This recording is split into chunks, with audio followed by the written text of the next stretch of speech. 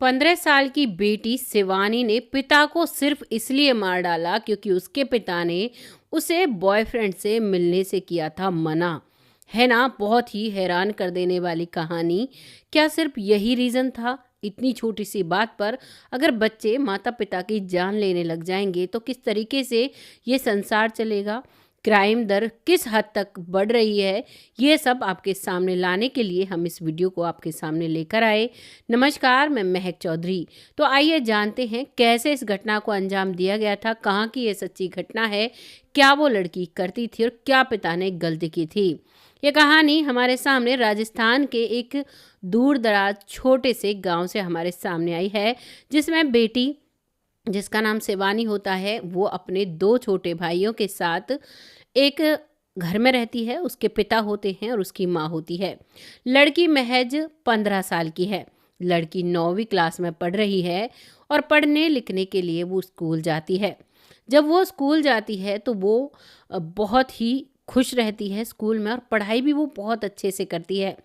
पिता गगन नाम होता है। उनको ऐसा लगता है कि भाई मेरी बेटी तो बहुत नाम रोशन करेगी, बहुत अच्छे से पढ़ाई करती है, बहुत अच्छी बात है। कहते हैं ना, जैसे माता पिता अपने बच्चों को देखकर बहुत खुश होते हैं। अब वो पिता भी ऐसे ही खुश होता है और वो अपनी बेटी को कहता है कि बस तुम पढ़ते जाओ, बाकी हम सब कुछ हमारे हाथ पर छोड़ दो।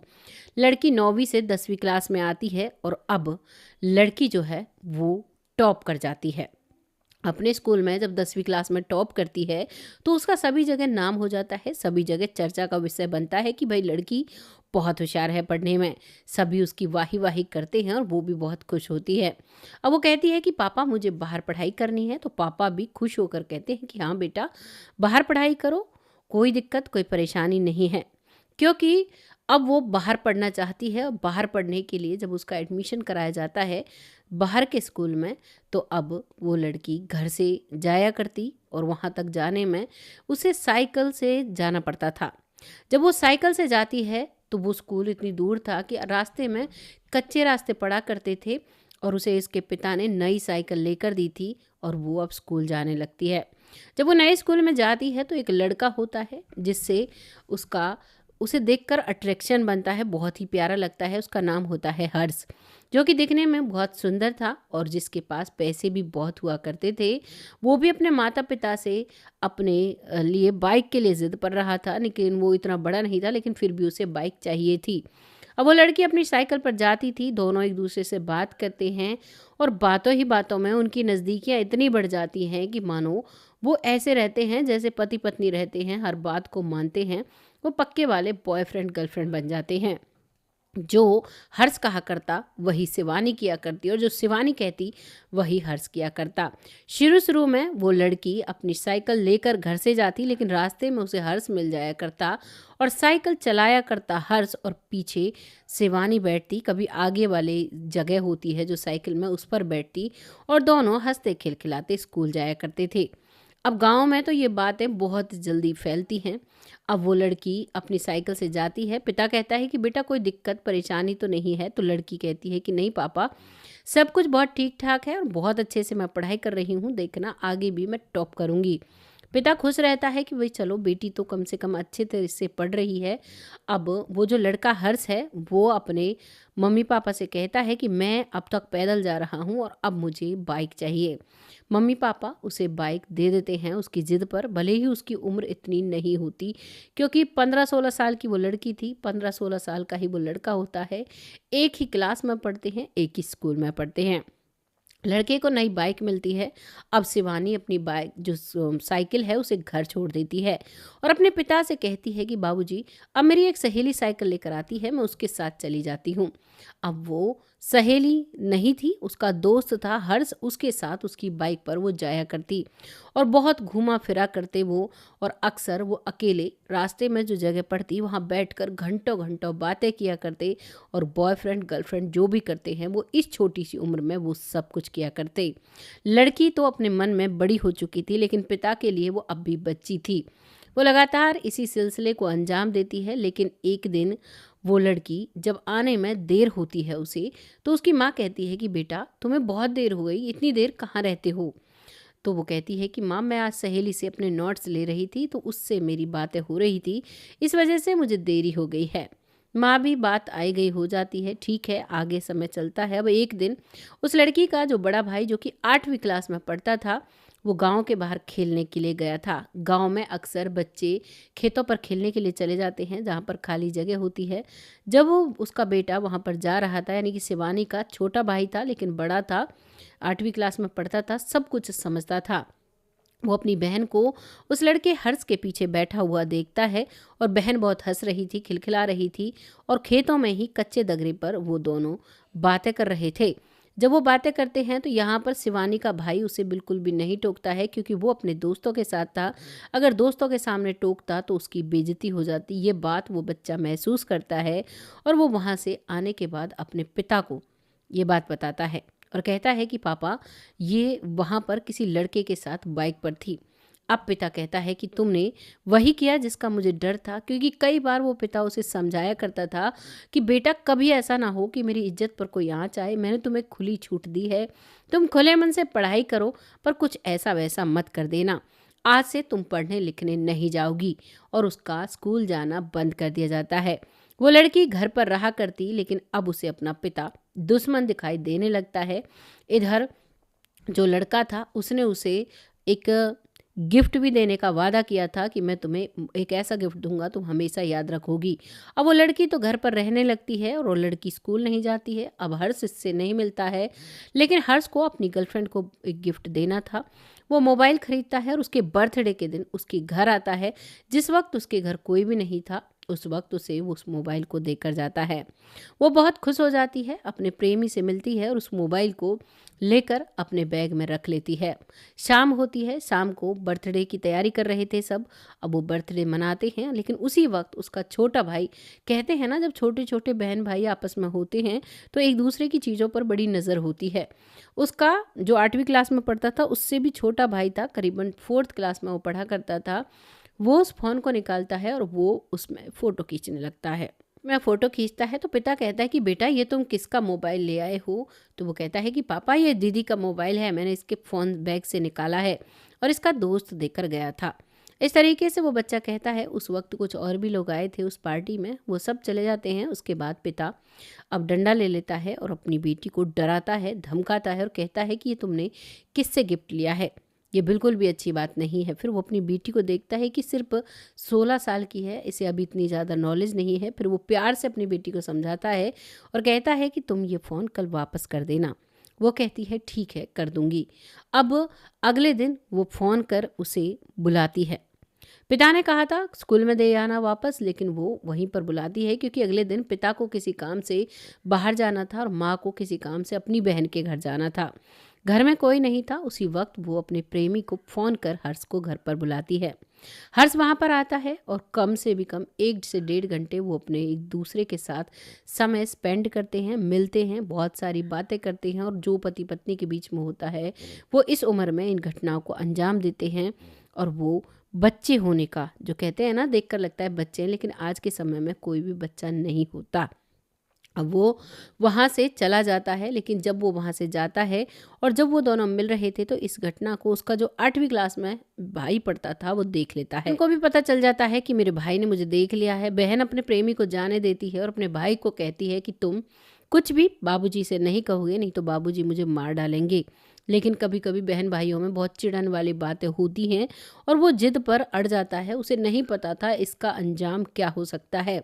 वो कहता है मैं तो बाबूजी को बताऊंगा। और जैसे ही शाम को बाबूजी घर आते हैं तो ये सारे हालात वो बेटा 8वीं क्लास का अपने बाबूजी को बता देता है। जैसे ही पिता को ये बात पता चलती है, अब पिता अपनी बेटी को बहुत पीटता है और कहता है कि तुमने बहुत गलत किया है, तुमने मेरे सारे संस्कारों पर पानी फेर दिया, तुमने उसे घर पर भी बुला दिया, गांव में मेरी क्या इज्जत रह जाएगी, अब तुम घर से बाहर नहीं जाओगी। पहले भी उसे रोका था, लेकिन अब की बार बिल्कुल फुल स्टॉप लगा देता है पड़ोसियों के भी यहाँ जाने के लिए। अब उसकी पत्नी का फ़ोन आता है और वो कहती है कि मुझे आने में वक्त लगेगा, मैं शायद कल तक आ पाऊँगी। तो पति सोचता है कि अगर इसे फ़ोन पर बताऊँगा तो कोई और सुन ले, हमारी बदनामी होगी, इसलिए उससे कहता है कि तुम आराम से आना और वो अपने बच्चों के पास खुद ही रहता है। शाम का खाना जब वो बना रही थी उसकी बहन, क्योंकि इतनी बड़ी थी कि वो खाना बना सकती थी, जब वो खाना बनाती है तो उसका जो छोटा भाई है वो उसे चिढ़ा रहा था और कह रहा था, देखो मैंने पापा को बता दिया और तुम्हें मार लगी। छोटे बच्चों में अक्सर ऐसा होता है। लेकिन उस लड़की को इतना बुरा लगता है कि जैसे ही वो खाना खाकर सब सोते हैं, वो अंदर से जो इमाम दस्ता होता है उसमें मूसल होता है लोहे का, उसे लेकर आती है और आने के बाद अपने पिता के सर में जोर से दे मारती है, क्योंकि पिता आंगन में सोए हुए थे। जब जोर से मारती है तो पहले ही वार में पिता बेहोश हो जाता है और फिर लगातार कई बार अपने पिता के सर में दे मारती है और उसके बाद कहती है कि मुझे मेरे प्रेमी से नहीं मिलने दोगे, मैं अपने प्रेमी से मिलूंगी और उसके साथ रहूंगी। उसके बाद वो अपने दोनों भाइयों को मारने के लिए भागती है, लेकिन जब वो भागती है तो उसका पैर किसी ऐसी चीज़ से टकराता है कि वो बच्चे जो हैं दोनों भाई जग जाते हैं। जैसे ही वो अपने पिता को खूनम खान देखते हैं तो वो घर से भागने लगते हैं और उस लड़की के हाथ कोई सा भी नहीं आता है। तभी पड़ोसी जग जाते हैं और पड़ोसी आकर उस लड़की को कंट्रोल में करते हैं। उसी वक्त पुलिस को बुलाया जाता है। पुलिस आने के बाद पुलिस पूछती है तो छोटे दोनों भाई सब कुछ साफ साफ बताते हैं। जो 8वीं क्लास में बच्चा पढ़ता है, अभी तक माँ नहीं आई थी और अभी तक घर में ये सब कुछ हो चुका था। सोचिए आप, अगर कोई अपने घर को छोड़ कर जाता है और 2 दिन में वो लौटता है और 2 दिन में ही उसका पति इस दुनिया से चला जाए और उसकी बेटी सलाखों के पीछे पहुंच जाए और बच्चे खतरे में आ जाए, तो आप क्या सोचेंगे, क्या होगा उस इंसान के पास। अब वो लड़की, वो महिला आती है, वो आकर देखती है कि उसके घर में पुलिस है, उसके पति लहूलुहान हालत में घर में चारपाई पर पड़े हैं, बच्चे डरे हुए हैं। वो घबरा जाती है, आते ही पूछती है तो छोटा भाई सब कुछ पुलिस को और अपनी मम्मी को बताता है कि मैंने इसे वहाँ पर देखा था, पापा ने आपको नहीं बताया कि आप परेशान होंगी। और उसके बाद उसने इसे घर में भी बुलाया, उसने इसे मोबाइल भी दिया और उसके बाद भी ये नहीं मानती है। पापा ने कई बार मना किया, फिर भी वो उसे घर में बुलाती है और बंद कमरे में ये लोग रहते हैं। इस बात के लिए पापा ने इसे डांटा था और पीट भी दिया था। और जब रात को पापा समझाने के बाद सोए हुए थे तो इसने इस मूसल से पापा के सर में कई बार वार किए और ये हमें भी मारना चाहती थी, हमारी तरफ भी भागने लगी थी, लेकिन हम भाग गए थे, इसके हाथ नहीं आए थे। इस बात को सुनकर माँ के भी पैरों तले ज़मीन खिसक जाती है और माँ अपनी बेटी के लिए एक शब्द पुलिस से नहीं बोलती है। वो पुलिस से एक बार भी ये नहीं कहती है कि मेरी बेटी को छोड़ देना, यहाँ तक कि वो अपनी बेटी के लिए केस भी नहीं लड़ती है, कोई वकील भी खड़ा नहीं करती है और वो अपने बेटों के साथ सिमट कर रह जाती है, क्योंकि उसका सुहाग उजड़ चुका था, वो भी उसकी पहली संतान की वजह से। कितनी दुख भरी कहानी है ना, वाकई में रोने पर और सोचने पर मजबूर कर देती है कि जिन बच्चों को हम इस दुनिया में लेकर आते हैं, उनको अच्छे संस्कार देते हैं, उनको बड़ा बनाना चाहते हैं, उनके जीवन को सेव करना चाहते हैं, वही बच्चे हमारे दुश्मन बन जाते हैं। आज की जनरेशन में ये बहुत ज़्यादा हो रहा है। जिन बच्चों को 12 साल 15 साल हम बच्चे समझते हैं, लेकिन वो हमारे भी बाप होते हैं। वो हर चीज़ की नॉलेज रखते हैं और कब किसका दिमाग किस तरीके से चल जाए कह नहीं सकते। कई जगह ऐसा देखा है, लड़कियों ने ऐसा किया है, कई बार लड़कों ने भी किया है। आज सुबह मैं एक कहानी देख रही थी, जिस कहानी में एक बेटा जिसकी माँ को ब्रेन हैमरेज होता है और करीबन 3 महीने तक वो खाट में रहती है, जिसको बाथरूम तक जाने के लिए भी अपने बच्चों का सहारा लेना पड़ता है। वो बच्चा 3 महीने में अपनी माँ से इतना दुखी होता है कि वो अपनी माँ को 4थे माले पर चढ़ा कर ले जाता है और वहाँ से धक्का देने के बाद अपने कमरे में आकर आराम करने लगता है। जब पड़ोसी आकर कहते हैं कि भाई तुम्हारी माँ नीचे गिर गई है, तो वो कहता है कि माँ शायद अपने जीवन से परेशान हो गई, शायद इसलिए उसने यहाँ से कूद कर अपनी जान दे दी। जबकि वो माँ बिस्तर से उठ तक नहीं सकती थी, वो कैसे नीचे गिर सकती थी। लेकिन तभी एक पुलिस को अनजान चिट्ठी मिलती है। कहते हैं भगवान की अगर देर होती है अंधेर नहीं होता, न्याय सबको मिलता है। और यहीं पर करीबन 3 महीने बाद एक चिट्ठी मिलती है। उस माँ का अंतिम संस्कार हो चुका था, वो बेटा मज़े से घर में रह रहा था। उस चिट्ठी के बिहाफ पर पुलिस खोज करती है, क्योंकि जो माँ एक डग नहीं चल सकती, वो 4थे माले पर कैसे चढ़ सकती है और कैसे वो 4 फीट की दीवार से छलांग लगा सकती है। ये सोचने वाली बात थी, इसीलिए पुलिस इसकी तहकीकात करती है, सीसीटीवी कैमरों को खंगालती है। तो उसी दौरान पुलिस को पता चलता है कि खुद बेटे ने ही अपनी माँ को इस दुनिया से भेज दिया। आप क्या कहना चाहेंगे ऐसी संतानों के बारे में? क्योंकि आपके भी संतान है और हमारे भी संतान है। हम सोचते हैं कि बच्चों को बड़ा कर लें, बच्चों को सारी चीज़ें सिखा दें, कामयाब बना दें, फिर हम आराम से रहेंगे। हाल ही में मैंने एक कहानी आपको सुनाई थी जिसमें एक पिता सरकारी नौकरी करने के बाद आता है और फिर वो चाहता है कि मैं ज़िंदगी आराम से जीऊँ, लेकिन बेटे सुपारी दे देते हैं उसी की। ऐसे ऐसे क्राइम हो रहे हैं, तो जीवन आज में है, शांति से सुखमय होकर अपने जीवन को जिएं और बेवजह की दौड़ भाग में ना लगें। बस मैं यही चाहती हूँ। और इस वीडियो को ज़्यादा से ज़्यादा शेयर करें जिससे कि यंग जनरेशन भी चीज़ों को समझे। हालांकि उस लड़की को, ठीक है, उसने अपने प्यार के लिए अपने पापा को मार दिया, लेकिन अब भी तो वो सलाखों के पीछे रहेगी। जब एक लड़की बाल सुधार गृह में से आती है तो उस लड़की से कोई शादी तक नहीं करता है। उस लड़की को उसी नज़र से देखा जाता है कि जब ये माता पिता के साथ ऐसा कर सकती है तो हम कौन हैं। इसीलिए उससे सब दूरियां बना कर रखते हैं। इसीलिए इस वीडियो को ज़्यादा से ज़्यादा शेयर करिएगा। बहुत जल्द ऐसी किसी सच्ची जानकारी के साथ आती हूँ। तब तक के लिए आप सब खुश रहें, आबाद रहें। जय हिंद, जय भारत।